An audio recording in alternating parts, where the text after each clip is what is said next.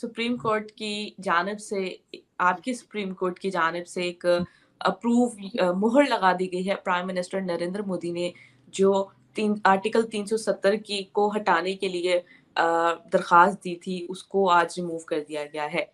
क्या कहेंगे आप इस पूरे केस को देखते हुए?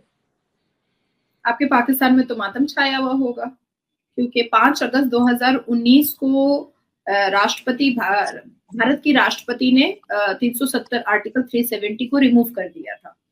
तो 5 अगस्त 2019 से लेकर के हर 5 अगस्त को आपके यहाँ ब्लैक डे मनाया जाता है, आपके यहाँ छाती पीटी जाती है, आपके यहाँ विधवाओं की तरह रोया जाता है पाकिस्तान में। तो अब तो ये परमानेंट हो गया होगा आप लोगों के यहाँ, आपके यहाँ भी स्टैंप लग गया होगा कि भाई अब आप तो 2 साल में 2 बार मार्क करना पड़ेगा।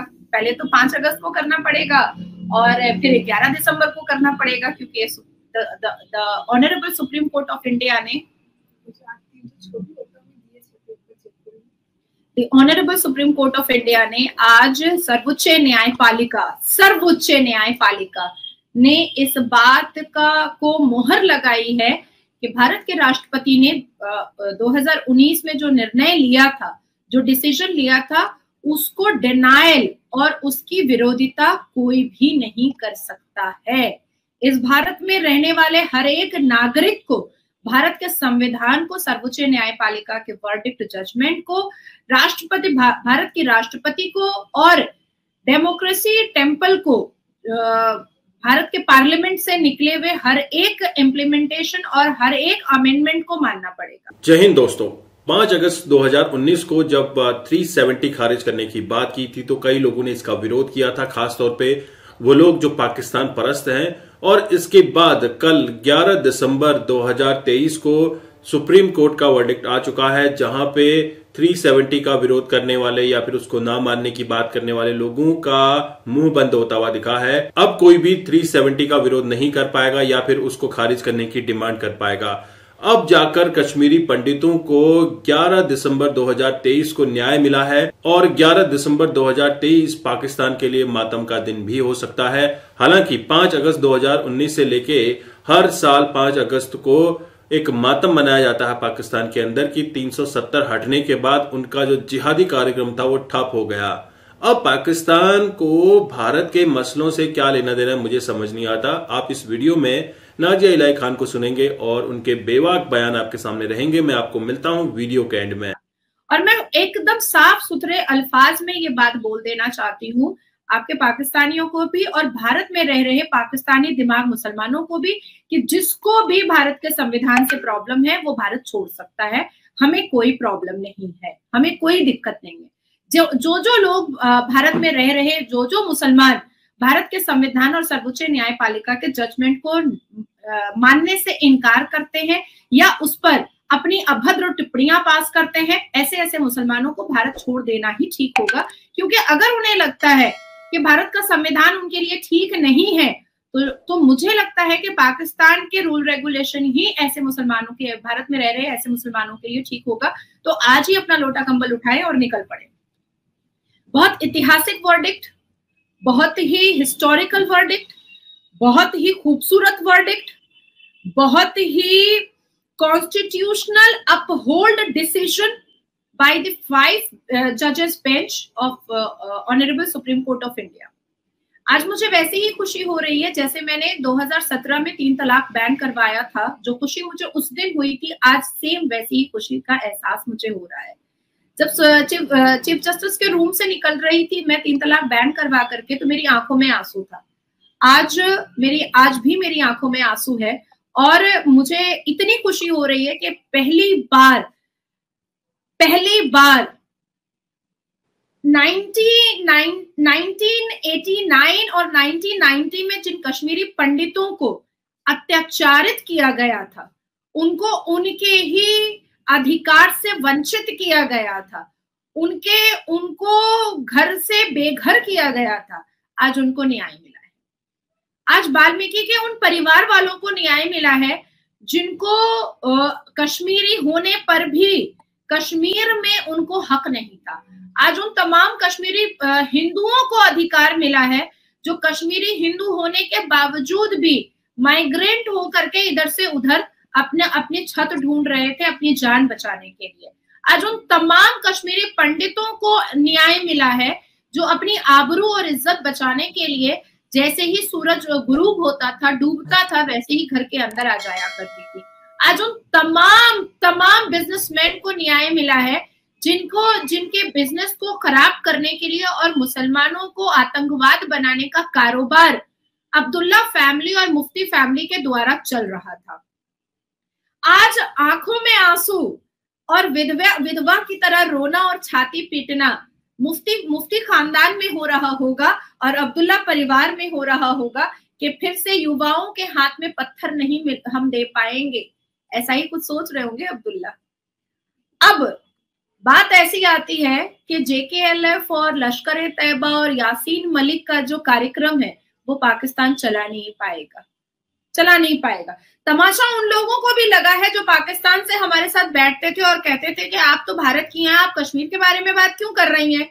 लीजिए भैया, एक ऐसा जजमेंट आया है जिसमें यह साफ लफ्जों में सर्वोच्च न्यायपालिका के 5 जजेस बेंच ने कहा है कि कश्मीर भारत का हिस्सा था, कश्मीर भारत का हिस्सा है, कश्मीर भारत का हिस्सा रहेगा। ये मैं नहीं बोल रही। अब बात आती है कि 370 जो है वो तो टेम्पररी ही था।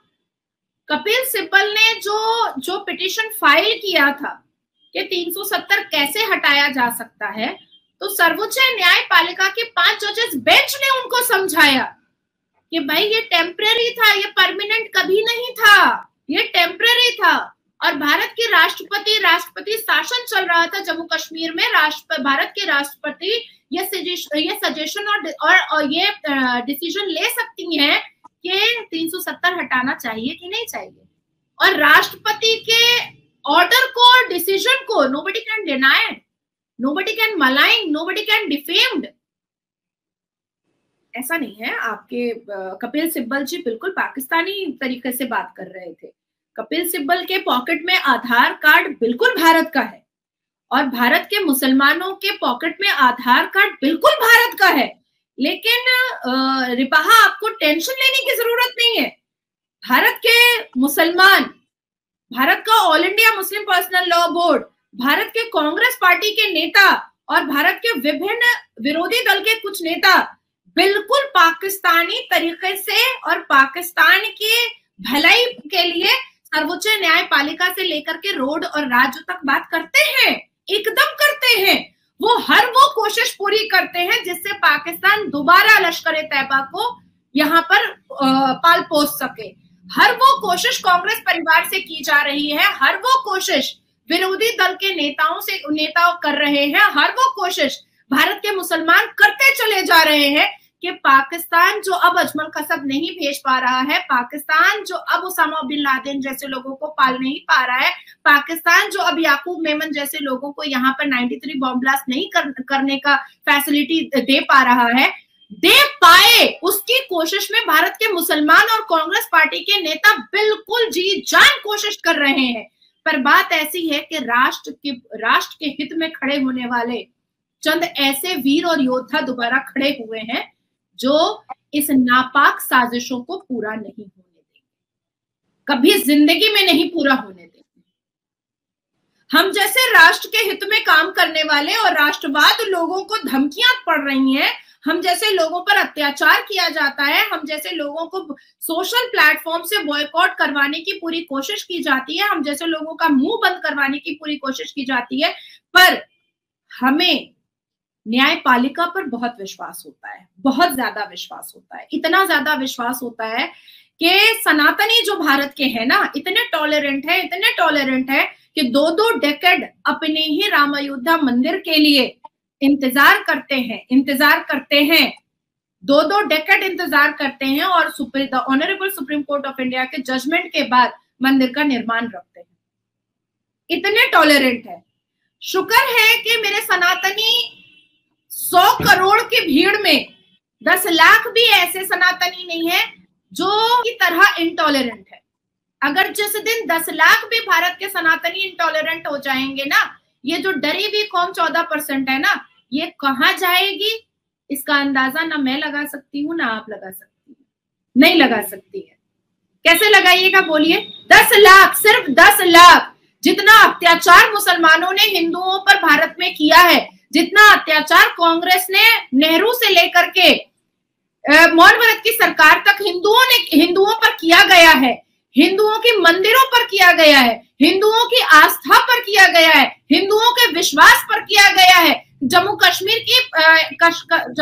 के हिंदू पंडितों पर किया गया है अत्याचार, वो अत्याचार अभी भी सनातनी गुस्ताखे रसूल के बदले अपमाने राम की सजा सर धड़ से जुदा का नारा नहीं लगा रहे हैं। जिस दिन 10 लाख सनातनी भी का दिमाग भी खिसक गया ना, मुसलमानों की तरह इनटॉलरेंस हो गए ना, उस दिन ये मुसलमान समझेंगे कि किससे पंगा लिया है, बहुत गलत जगह पंगा। दोस्तों, यूं तो पाकिस्तान हमेशा से ये सोचता आया है कि अगर हम भारत के बारे में गलत प्रोपोगेंडा करेंगे तो फिर उसका नेगेटिव इम्पैक्ट पड़ेगा। अब जाकर पाकिस्तान को पता चलने लगा है कि किसी भी आदमी के बारे में या फिर किसी भी देश के बारे में गलत बातचीत करना उनके लिए ही घातक हो सकता है, उनकी खुद की मेंटेलिटी खराब होती है। और ऐसा ही पाकिस्तान में हुआ है। पाकिस्तान के मुल्ला कल्चर और मजहबी कल्चर ने जिस तरह से पाकिस्तान के यूथ को बर्बाद कर दिया है, अब ऐसा लग रहा है कि पाकिस्तान का भविष्य शेप अप करना बहुत ही मुश्किल होगा।